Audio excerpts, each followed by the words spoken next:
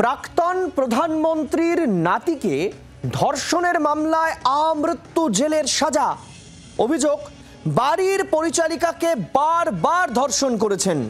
নির্যাতিতা নিজে ধর্ষণের একটি ভিডিও রেকর্ড করে তারপর নিজের শাড়িটি রেখে দিয়েছিলেন প্রমাণ হিসেবে, যা এই ঘটনায় মামলার মোড় ঘুরিয়ে দেয় বলে জানায় পুলিশ।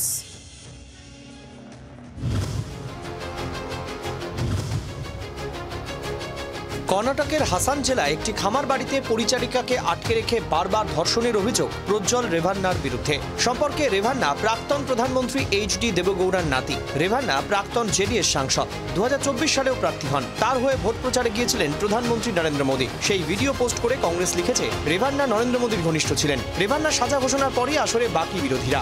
यहाँ पे जो रवन्ना केस है ना, जिसको पीएम ने एंडोर्स किया है, जिसने मैस रेप किया है, 400 महिलाओं का मैस रेप किया है, उसका जवाब और उसकी माफी प्रधानमंत्री मांगे महिलाओं से। 2024 সালে ভোটের আগে একটি পেন ড্রাইভ প্রকাশ্যে আসে। সেখানে রেভান্নার শতাধিক যৌন হেনস্থার ভিডিও ছিল বলে অভিযোগ। পরিস্থিতির চাপে প্রজ্জ্বলকে দল থেকে সাসপেন্ড করে JDS.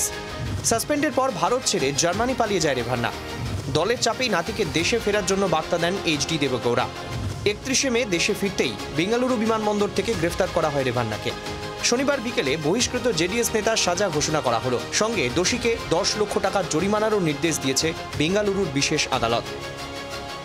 MPMLA court, special court convicted the accused and passed the sentence, quantum of sentence for section 376 N and K for each offences.